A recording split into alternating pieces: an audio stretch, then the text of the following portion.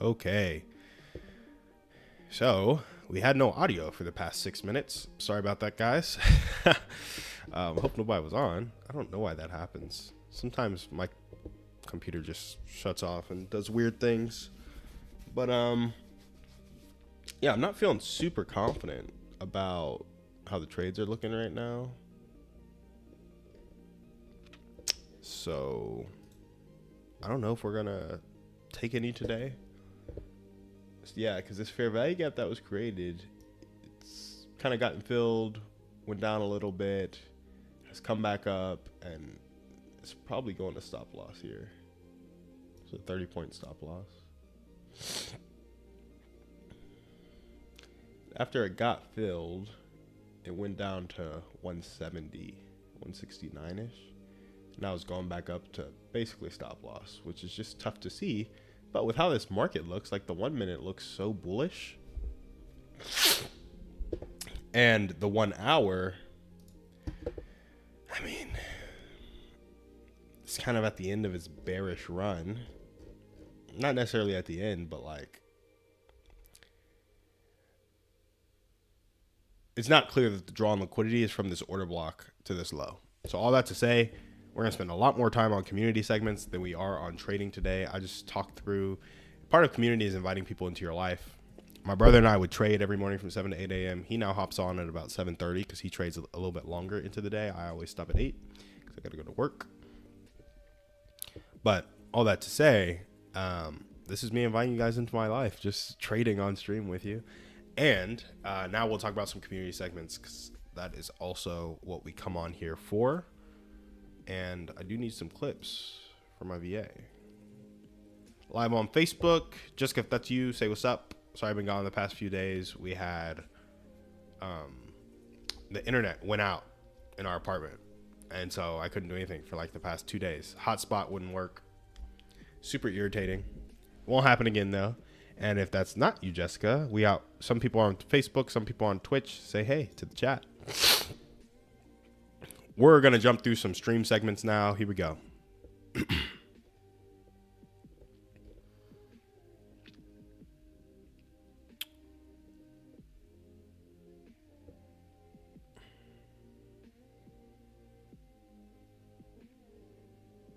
Yeah.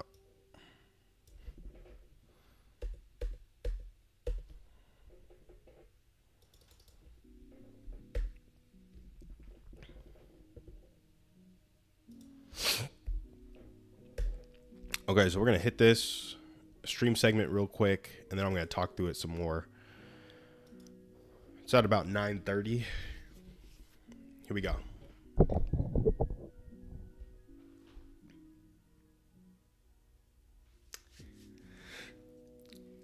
If you're tired of people switching up on you, this is for you. Feeling surrounded by fake or inconsistent people hurts, but there's a way to avoid it, and here are 4 questions that I use to solve the who can I trust problem. First, do they show up consistently in my life? We're looking for people who aren't flaky. That's like step number 1. Second, what do we do together? So if we consistently eat junk food and watch movies, probably not the person that I'm going to hang out with. We also need to consistently educate ourselves, grow together, or work out for me personally. Third, how do they talk about others? If when I get together with you, you're always gossiping about your friends or about your coworkers or complaining, it's probably not best for me to spend the majority of my time with you because you're probably doing the same about me behind my back. We want to uplift each other and uplift others. Fourth, how do I feel after I'm with them? If after hanging out with them, I'm like, man, I really wish I would have spent my time better, probably not going to hang out with them again.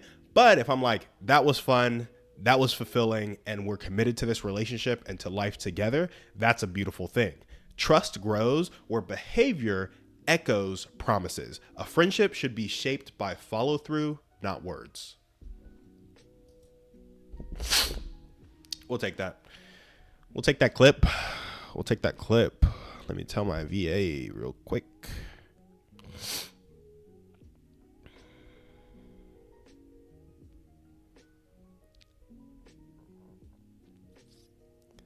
Let's see, 9:30, 11:21. Okay, now we're gonna We're going to dive into that a little bit more. Yeah, look at this. I'm right here just being a goon. I don't know where it's going, guys. That's why I don't want to short right now. If anything, see, the thing is, it hasn't really CISD because it has to create a bullish fair value gap on the 1 hour. So it is stuck in no man's land. We're going to talk to these 4 questions. Why did I ask them? So first things first, in case somebody calls in, I'm going to turn my phone off of Do Not Disturb. Second thing second, let's jump through these value points. I had some Reddit posts where people were talking about their friends like switching up on them and, you know, just doing one thing and then flipping and doing the other, or saying one thing and doing another. And that's something every human experiences. And so I came up with these 4 questions because this is really what you want in people. This is what I want in people, at least. Do they show up consistently?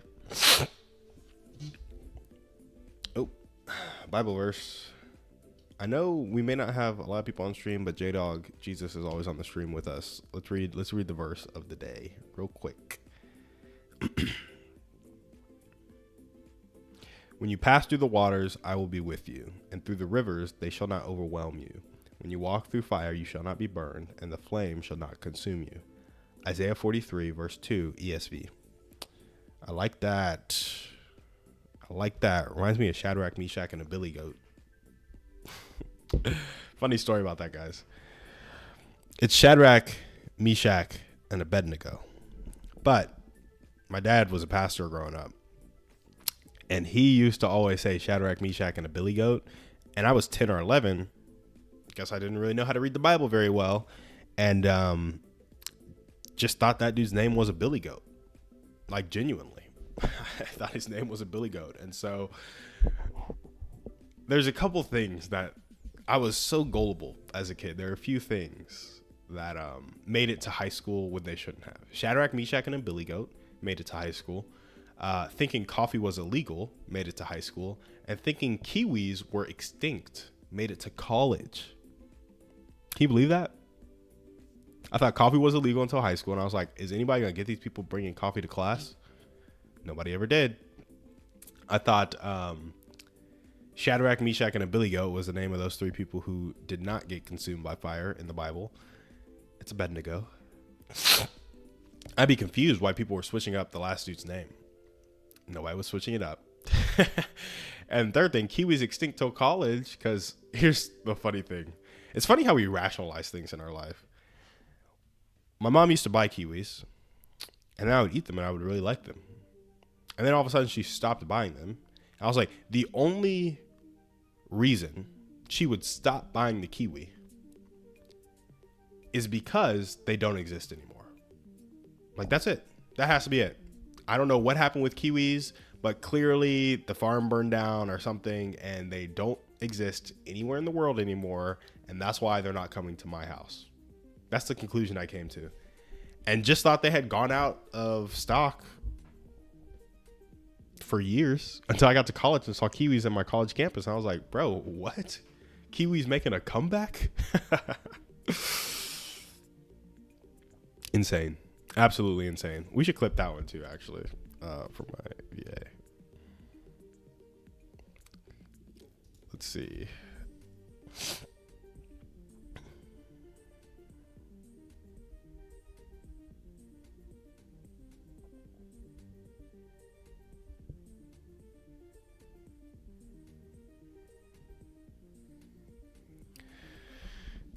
Okay.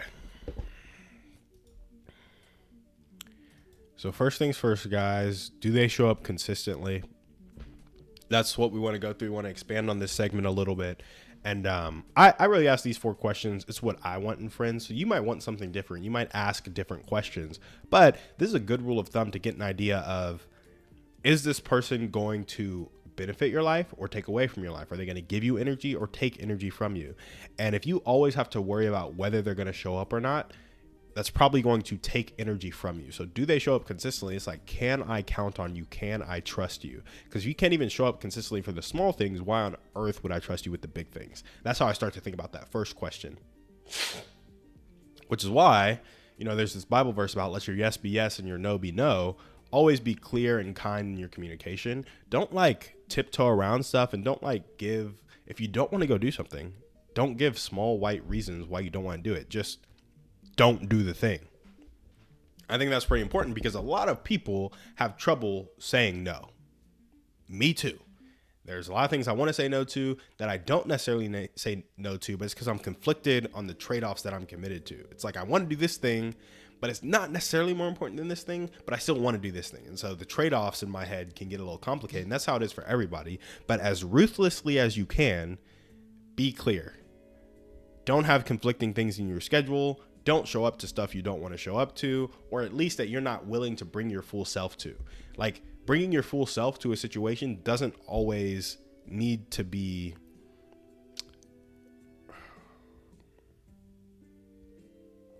what's the word?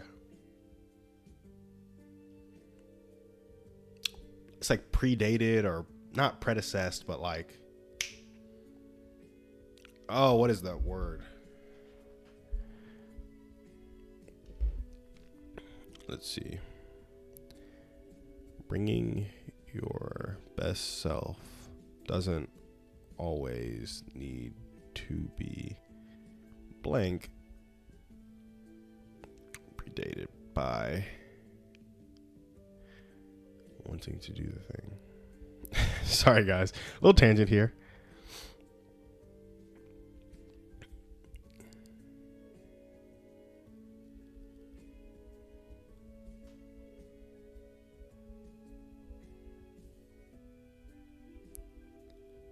Come on, what is this word? I wish I had people in chat right now that could be like, yo, this is the word. Not motivated. Yeah, bringing your best self doesn't always need to be motivated by wanting to do the thing.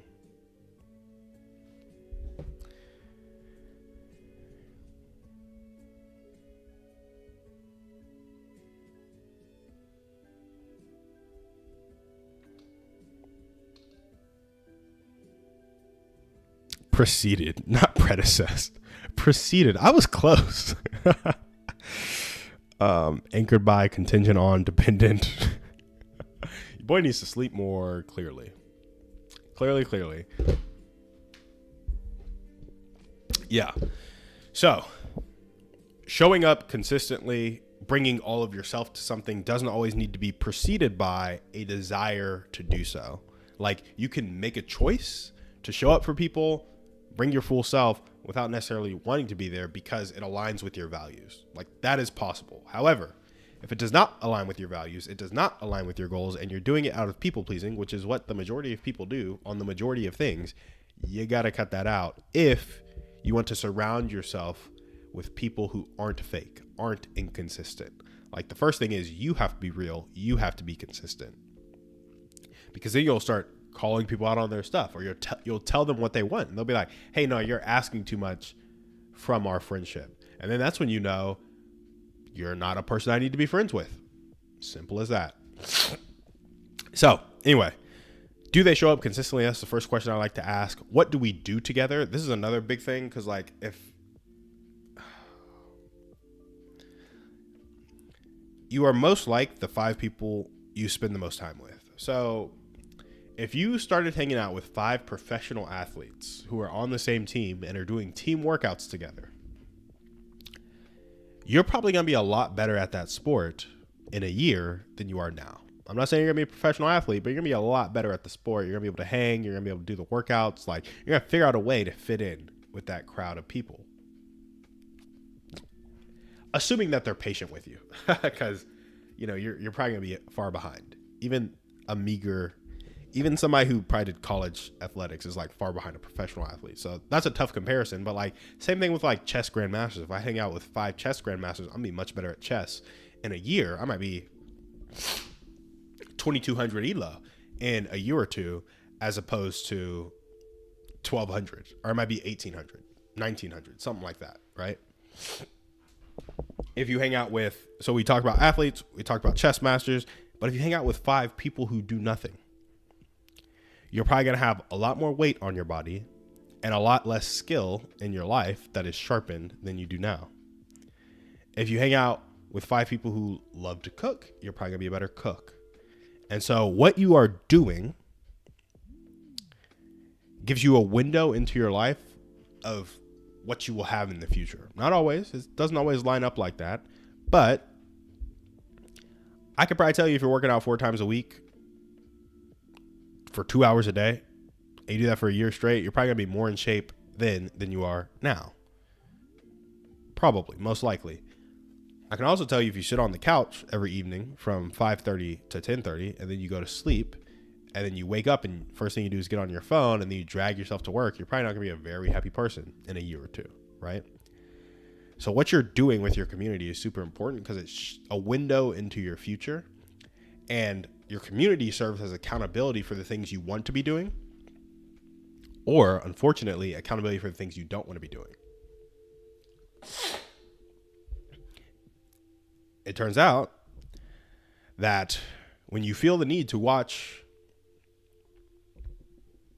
a marathon of a TV show from Saturday at 8 a.m. to Saturday at 8 p.m., and you feel accountable to that thing because you feel like you owe these people something, that probably isn't going to result in good things for life long after that, right? So what you do together, asking yourself that question, like, are we wasting time or are we getting something from our time? And it's up to the individual. Like, some people, watching a show from 8 a.m. to 8 p.m. with a group of friends every Saturday is exactly how they want to live their life, and you are getting what you want from life. That is not what I want. I assume that's not what a lot of people want, but you know what assumptions do. Anyway, asking yourself what you do together. So do they show up consistently? And then when we're showing up consistently, if that's a checkbox, what are we doing together consistently? Is it aligned with who I want to become? And the next thing is, how do we talk about others when we're together? This is a big thing because you don't want to just show up together and grow together while you're talking mess about other people. Like, I like to think of my habits being synced up. Like, it's hard for me to go to the gym and eat right and then talk mess about somebody who's doing the same or making effort in any way or not making effort in any way.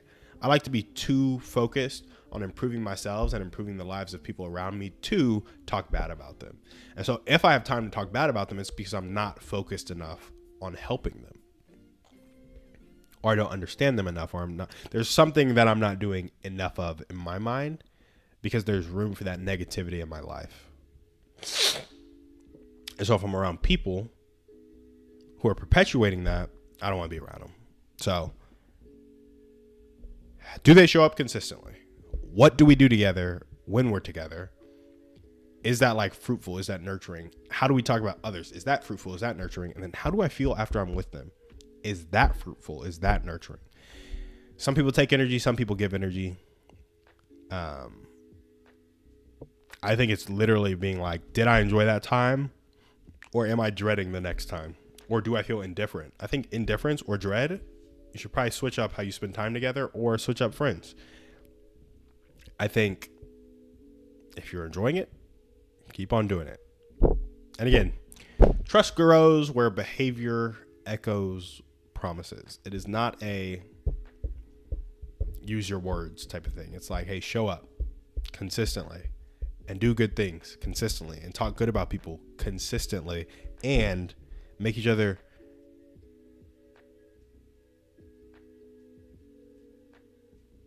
make sure the feeling you have after you hang out with each other is a good one consistently. So anyway, make sure your friendships are shaped by follow through, guys. So, man, I really don't know what to do with this market. So I ain't gonna do nothing. Yeah, it seems like there might be short potential here, but like, it's just poo trash, honestly.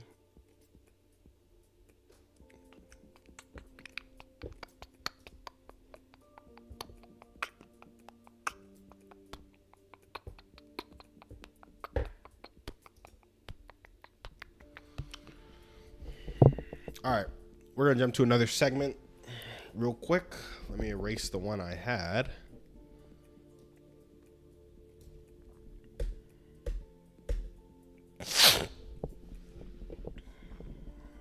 Yeah, I like that.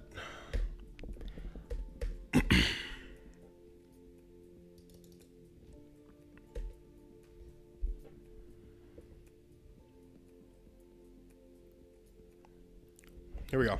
We're gonna try this.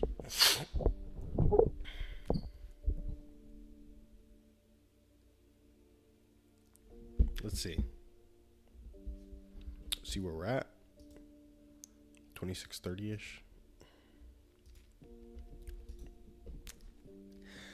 Everyone tells you to just keep improving, but nobody tells you how to restart after setbacks. When anger or laziness flares and you mess up, it's easy to think that nothing has changed. But here's a 4-step system to get you back on the right track. First, you need to make sure you're tracking the correct sign of progress. You want to track your actions instead of your results. Bonus tip, make the successful actions small so it's extremely hard to fail at. Example, put a book on your pillow when you wake up in the morning to encourage you reading at night. That is the action you track. If you want to read 10 pages, that's the result you want. Second, reflect on progress regularly, either on a weekly or a monthly basis. Look back and say, how many times did I read 10 pages that night? Third, don't make failure worse than it is. A lot of people can All right, we're going to run that back because I messed up catastrophize. And I went a little long on that point anyway. So we're going to say it's around 27:30. Here we go. Everyone tells you to just keep improving, but nobody tells you how to restart after setbacks. When anger or laziness flares and you mess up, it's easy to think that nothing has changed. But here's a 4-step system to get you back on the right track. First, track the correct sign of progress. You want to focus on your actions instead of your results. If you're trying to read 10 pages per night, track the fact that you put a book on your pillow every day. Second, reflect on progress regularly. On a weekly or monthly basis, look back and ask yourself, how many nights did I actually read the 10 pages? And if something's off, make sure you change the action of putting the book on your pillow instead of reading the 10 pages. Third, don't make failure worse than it is. Extend yourself grace when you fail and look at reality honestly. I skipped one day, but I still have 29 to 30 days in the month to hit the goal. Fourth, never miss twice. Get back on the horse tomorrow. If you miss reading on Tuesday, start reading again on Wednesday. If you miss reading on Wednesday, start reading again on Thursday, and do it with the tiniest version of the action. Don't say you were successful because you read. Say you were successful because you put the book on your pillow, and that leads to you reading. Change is stacking small behaviors over time, not getting a monumental result the first time.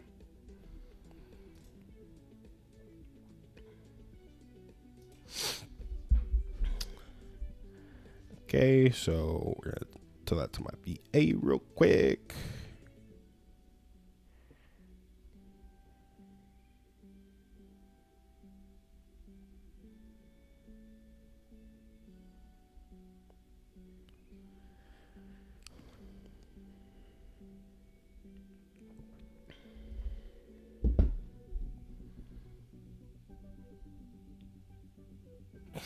Yeah, guys, so with feeling connected, you know,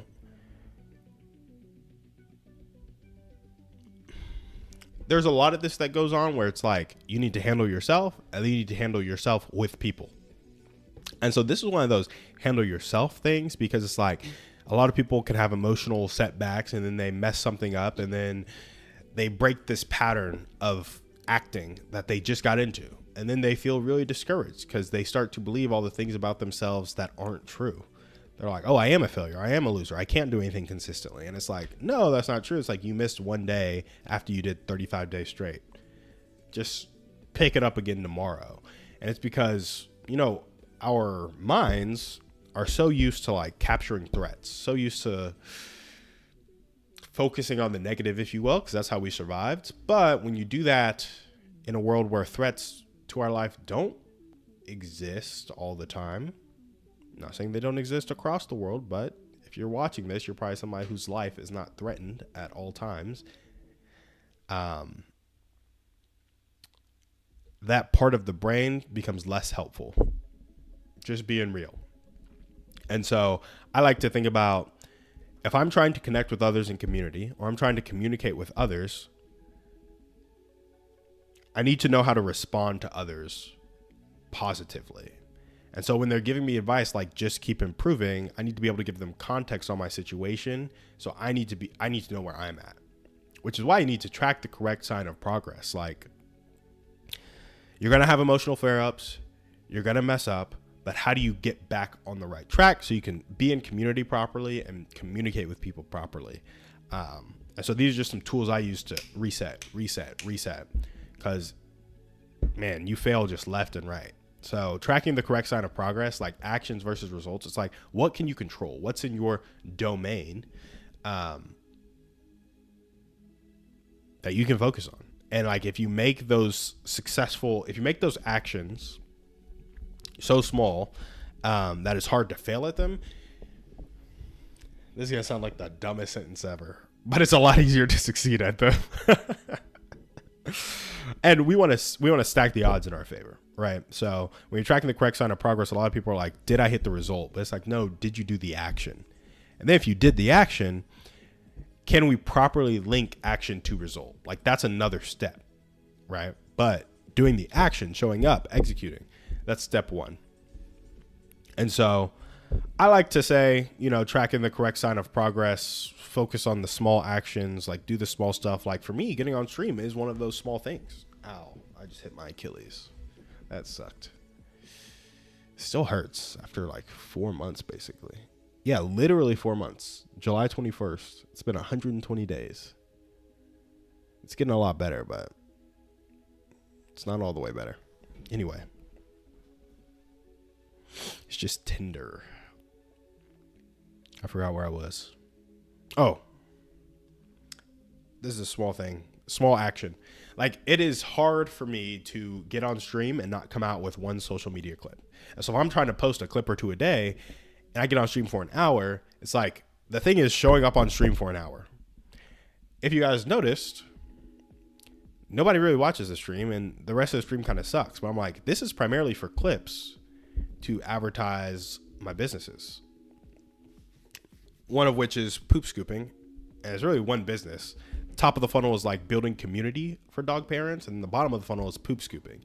And as I get more poop scooping clients, I can pour more money in the top of the funnel, which is building real community, which is what I come on stream to talk about, because that's the major top of the funnel. It's like, you come on stream, you listen to me talk about community, communication, you join our active community in Austin, and then a percentage of those people will be dog parents, a percentage of those people want poop scooping. And then whoever doesn't want poop scooping might join the matchmaking service or might join the discount club for dogs. And so that's kind of what we're looking at in terms of the funnel. And so the small thing I can do, the small thing I can commit to, is show up on stream every morning at 7. And then when I'm here for an hour, I might as well record a few 60-second clips or send my VA all the footage so she can cut a few 60-second clips. And if I'm going to cut 60-second clips, I might as well plan them. So I wake up a little earlier to plan the clips. Otherwise, stream doesn't go as well. Of course, in the first couple of streams, I wasn't planning the clips, and they were just bad. And they're still bad now, but they're getting better slowly and slowly because I'm learning how to plan, learning how to talk on camera. And just being more consistent with the type of content I'm putting out, so the algorithm is recognizing me more and more, right? So anyway, this is a sign of a small thing. It's hard to fail at showing up for stream. It's hard to have a good stream, but it's not hard to show up. So I make the goal of showing up. It's like, did I stream? And then while I'm streaming, might as well record some clips. And if I record the clips, might as well edit them. And if I edit them, might as well post them. And if I post them, might as well engage with people on social media, invite them into my stream. And that's how the funnel kind of gets going. So reflect on progress regularly. This is something I don't do with my stream as much as I should. It's kind of like I'm reflecting daily because I know how many views a clip gets. I know how many people show up to my stream. But I'm not like writing the numbers, looking at it, and planning how I can like move the needle on it, because this is a long-term brand building play. I'm getting the reps in right now, getting the consistency in, but I would much rather have 150 poop scooping clients making me $10,000 a month in profit after all expenses. I'd rather have that than I would, and like 30 affiliates getting me those 150 clients, 40, 50 affiliates getting me those 150, 200 clients. I'd much rather have that right now than I would 30 people watching the stream, because that way I can pour that money back into buying my time back, top of funnel marketing for the stream, bigger giveaways for the stream, so it's more exciting, like some of the stuff I'm looking to do. So yeah, I'd much rather have that right now. And so that's more what I'm focused on and reflecting on. And like when we're getting affiliates coming in, it's like, hey, how quickly are we activating them? Like that's more the focus right now, because that can lead to revenue sooner rather than later, because the poop scooping business is a simple one. So I reflect on progress with that more regularly, of like kind of daily. What's my search engine optimization like? How many affiliates came in today? What's my cost per lead? Like, I'm always looking at that, really, like every 2 to 3 hours, much more than I should, right? It's like, what's the next thing I need to do to activate affiliates better? So reflecting on progress regularly, like making it just a part of your life. Having a formal reflection process is good, but not everybody can be that put together. Like, I'm not always that put together, right? So when you fail, don't make it worse than it is, because you will fail. Extend yourself grace and look at reality honestly. I really like this one because Layla Hormozy told this story. She had lost a deal because she got defensive in a conversation or something like that. And she spent days or hours or something like that, I think it was days, thinking about how much she messed up, and she was beating herself up about it. And it was a deal that was going to make them millions of dollars, and she lost it because she got defensive, which she knew better. She knows how to not be defensive. She's a great communicator. And a friend checked her on it later. She was like, all that time you spent beating yourself up over the fact that you were too defensive in the meeting, you could have spent figuring out a way to win the deal back. And so every second we spend beating ourselves up is a second we don't spend solving the problem. And solving the problem is the thing that caused a negative emotion in the first place, and will probably resolve it. So either solving the problem will resolve it, or time will resolve it, right? So we don't want to make failure worse than it is. It's like, this is what happened. This is what I'm going to do as a result. And it's okay. Like, it's okay that I failed. Like, beating myself up over it isn't going to make it better. And so look at reality honestly. Look at what you actually lost. Look at what you actually still stand to gain, and act accordingly. Last thing is never miss twice. Get back on the horse tomorrow.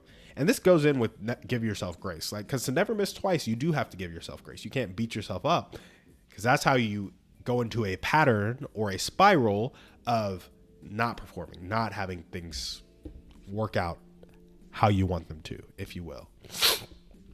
So anyway, guys, that is that's that segment. It was like, when progress breaks, you don't. That was the title of the segment. And we just wanted to help you guys get yourself right, so that when things go awry, you can get back to baseline, so you can be in community. You can communicate with other people. Sometimes you got to get yourself right to do that. That's that segment right there. And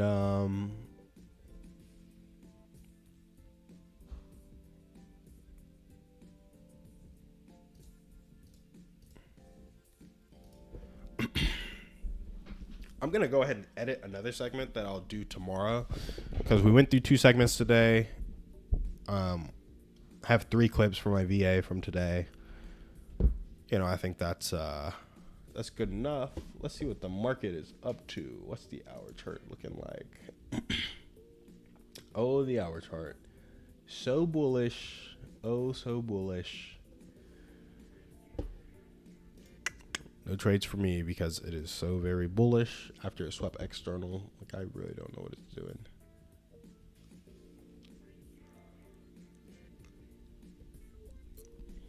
But now it's created a bullish order block, honestly. Yeah, guys, I just don't know. It is what it is.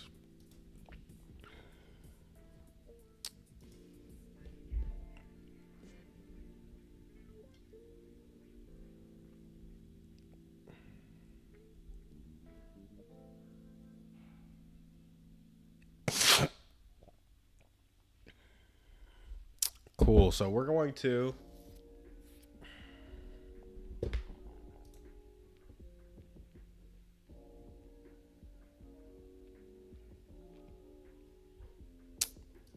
edit this segment a little bit. So I was reading this Reddit post today, guys, where people feel like it's hard to find friends that match their energy, basically. And so I wanted to make this segment for people who feel that way. and we're just kind of working on it, workshopping it right now. I usually do this on my walk before the stream, but since we already recorded 2 or 3 segments that we're going to have my VA clip from today, I'm just going to go ahead and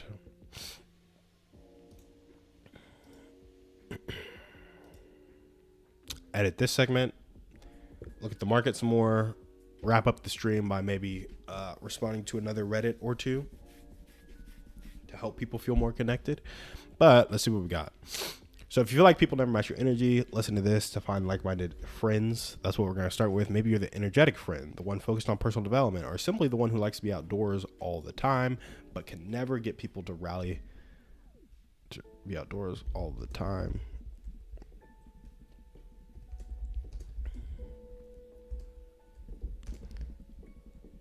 But people never follow. People never want to do. I don't like that.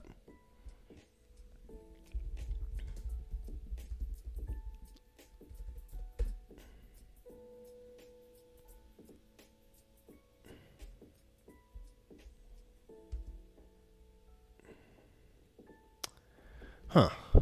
What should I say? Maybe you're the energetic friend, the one focused on personal life, or simply the one who likes to be outdoors all the time. But your friends never. What are they doing? It's like, not that they never follow through, not that they never match your energy, because that's redundant.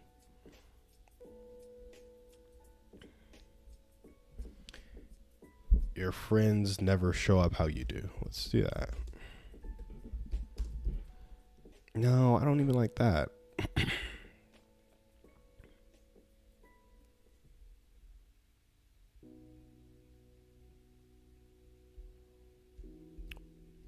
But your friends are the opposite.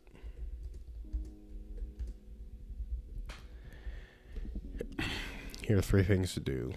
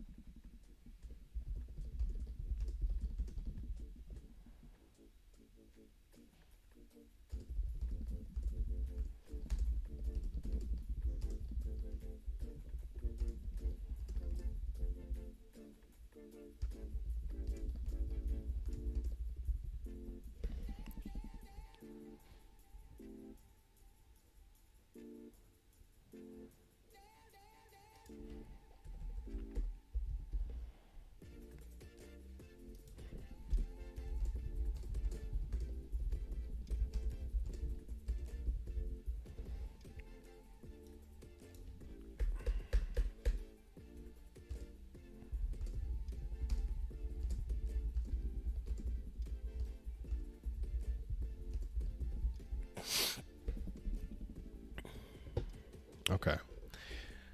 Finish that segment. Or writing it out at least. Got 9 minutes left on the stream. Yeah, I mean, I don't have a ton. I'm just glad to be back on the stream. Looking forward to, I don't know, one day, like, having people on this thing and like actually answering questions live. We actually had some people on Reddit who said that they would want to be on the stream, and I sent them the link and stuff. But I'm not gonna hound them down and be like, hey, did you join? Did you get a chance to join? It's just not super fun. I think ultimately you got to advertise this thing. So it's like anybody who views it or likes it, dropping a comment and having them be like, hey, come on the stream or share the stream, or maybe making the entry point for the $100 monthly Find Your People giveaway smaller. So instead of calling in, just incentivize sharing the episode and referring somebody to call in, like having that be the two focuses. Because right now you read this and it's like, bro, how many things can I do? Like, it's just a little confusing. If it was more streamlined, like, I just want you to post this clip, like, join this email list, and I'll send you the clips to share on your social media every time we post it. Like, I'll email you the link. You just click that link and click share. And every time you do that, that Instagram account will get 3 entries daily. Like, that would be pretty cool.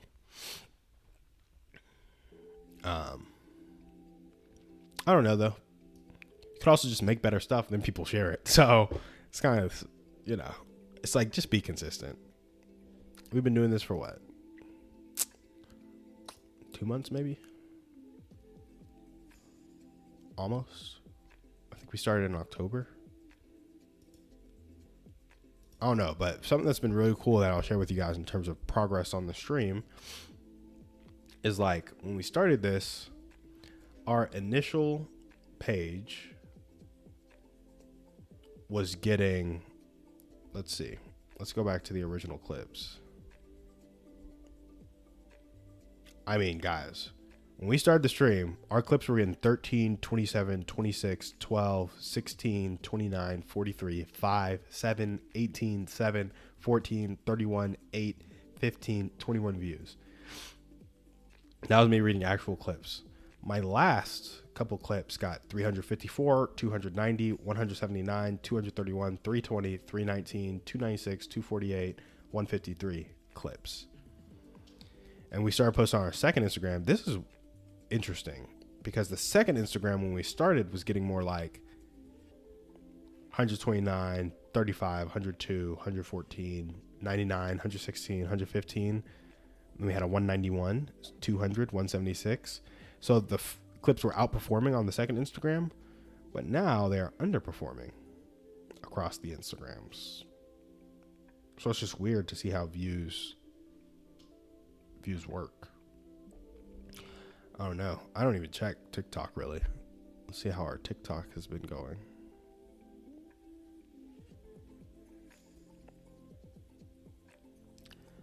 I mean, TikTok is like steady stream of views, nothing crazy. Very similar to the 100 to 200 we were getting on Instagram.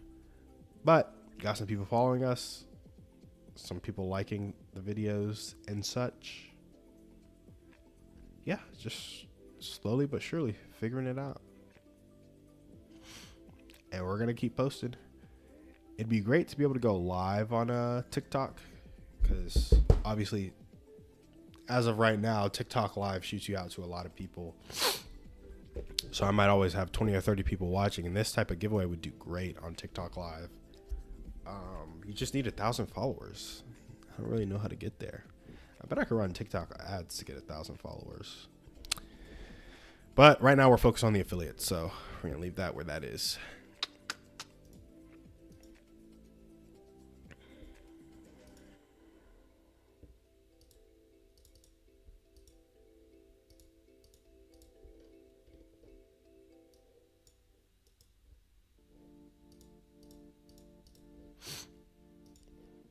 Cool beans, cool beans.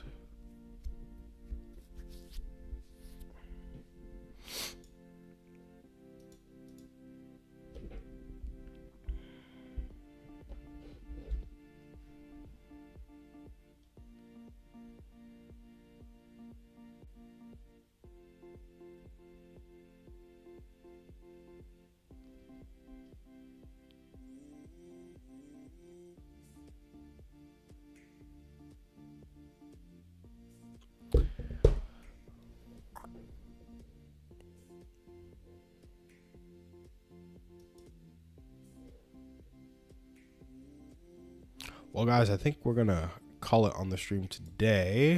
A little bit slower as we're getting back up and going, but appreciate you guys coming out. Let's check the markets one more time. Again, nothing going on. We'll see you guys.